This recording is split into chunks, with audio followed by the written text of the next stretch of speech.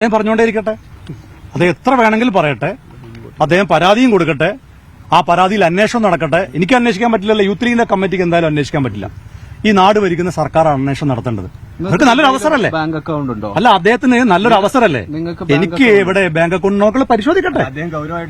അല്ല, അദ്ദേഹം പറഞ്ഞ അതായത് ഞാൻ പറയാം. ഒരു മറുപടിയില്ല. അതായത് അദ്ദേഹം എനിക്ക് വലിയ ശമ്പളം ഉണ്ടെന്നാണ് പറഞ്ഞിരിക്കുന്നത്. അപ്പൊ നിങ്ങൾക്ക് വലിയ ശമ്പളം ഉണ്ടെന്ന് ഒരാൾ പറഞ്ഞാൽ, അല്ല ഒരു മിനിറ്റ് ഞാൻ പറഞ്ഞോട്ടെ. വലിയൊരു അത് കോൺട്രാക്ട് അല്ലേ? അതൊക്കെ അവിടുത്തെ വിസ പ്രിവിലേജുമായി ബന്ധപ്പെട്ട് വിസ സ്റ്റാറ്റസുമായി ബന്ധപ്പെട്ടുണ്ടാക്കുന്ന കോൺട്രാക്ട് അല്ലേ? ഇതൊക്കെ വളരെ എളുപ്പമല്ലേ? ഒരാളുടെ പേരിൽ ഉള്ള ഒരു അക്കൗണ്ടൊക്കെ നിഗൂഢമായി വെക്കാൻ പറ്റുമോ? അതൊക്കെ അന്വേഷിച്ചാൽ പോരെ? സംസ്ഥാന സർക്കാരിനുള്ള സംവിധാനങ്ങളില്ലേ?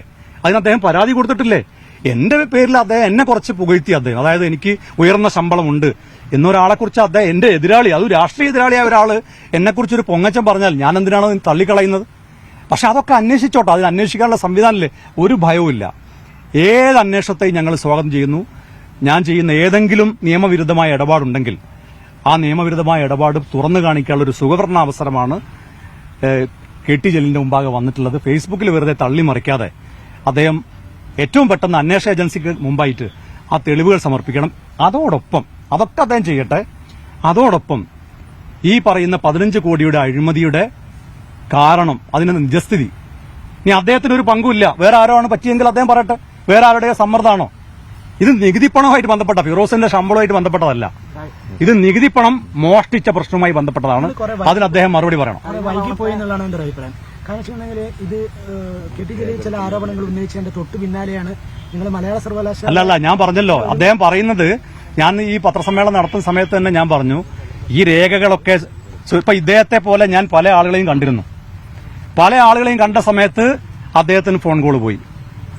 ഞങ്ങളെടുത്ത് വന്നിരുന്നു, ഭൂമി എത്രയൊക്കെ വിറ്റതെന്ന് ചോദിക്കുന്നുണ്ട്.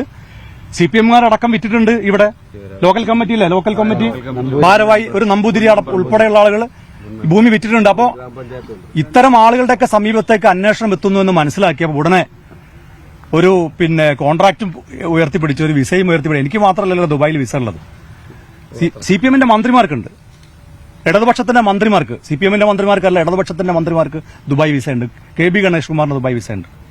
മുകേഷ് MLA-ക്ക് ദുബായ് വിസ ഉണ്ട്. എനിക്കാണോ ആദ്യമായിട്ട് ദുബായ് വിസ ഉള്ളത്? പിന്നെ എന്റെ ശമ്പളം ഭയങ്കര ശമ്പളമാണ് എന്ന് അദ്ദേഹം പറഞ്ഞതിൽ എനിക്ക് സന്തോഷമുണ്ട്. അതിന് 5.5 ലക്ഷം ഉള്ളത് 15 ലക്ഷം വാങ്ങുന്നെന്ന് പറഞ്ഞാലും എന്റെ ഒരു രാഷ്ട്രീയ എതിരാളി പറയുമ്പോൾ ഞാനതിന് നിഷേധിക്കണം. പക്ഷെ അത് യാഥാർത്ഥ്യവുമായി ബന്ധപ്പെട്ടത്. ആര് മറച്ചുവെച്ചു എന്ന് ഞാൻ ചോദിക്കുന്ന, ഞാൻ പറഞ്ഞില്ലേ, ഒരു മറച്ചുവെക്കലും നടത്തിയിട്ടില്ല. അതൊക്കെ അന്വേഷിച്ചോട്ടെ. ഞാൻ മത്സരിക്കുന്ന സമയത്ത് എന്തെങ്കിലും സംഗതികൾ മറച്ചു വെച്ചിട്ടുണ്ടെങ്കിൽ എന്റെ പേരിൽ കേസെടുക്കണം. ചെറിയ കാര്യമാണോ? അത് പബ്ലിക് ഡൊമൈനിലുള്ള കാര്യമല്ലേ? ഞാൻ മത്സരിക്കുന്ന സമയത്ത് എന്തെങ്കിലും കാര്യം മറച്ചു വെച്ചിട്ടുണ്ടോ? അതൊക്കെ പരിശോധിക്കട്ടെ. പക്ഷെ ഇപ്പോ ഈ ചില മാധ്യമങ്ങൾ, ഒരു മിനിറ്റ്, ചില മാധ്യമങ്ങളൊക്കെ, കൈരളിയോട് എനിക്ക് പരാതിയില്ല, നിങ്ങളുടെ പാർട്ടി ചാനലാണ്. പക്ഷേ ചില മാധ്യമങ്ങൾ, ഞാൻ എല്ലാ മാധ്യമങ്ങളെയും പറയുന്നില്ല. ഇപ്പൊ ഇന്നലെ കപ്പലണ്ടി വിറ്റ് കോടീശ്വരനായ ഒരാളുടെ കഥ പറഞ്ഞപ്പോ ഞാൻ ഏഷ്യാനെറ്റ് നോക്കി, ഏഷ്യാനെറ്റിൽ ചർച്ചയുണ്ട് കപ്പലണ്ടി കച്ചവടം. മീഡിയ വൺ നോക്കി, മാതൃഭൂമി നോക്കി, 24 ന്യൂസ് നോക്കി. ആ സമയത്ത് കോൺഗ്രസിലെ വിഭാഗീയത ചർച്ച ചെയ്തൊരു ചാനലുണ്ട്, ഞാൻ പേരൊന്നും പറയുന്നില്ല. അങ്ങനെ അജണ്ട വെച്ച് പ്രവർത്തിക്കുന്ന ചില മാധ്യമങ്ങളുണ്ട്. അവർ ഈ വാർത്തയൊക്കെ ഒന്ന് കയറി എന്ന് നോക്കട്ടെ.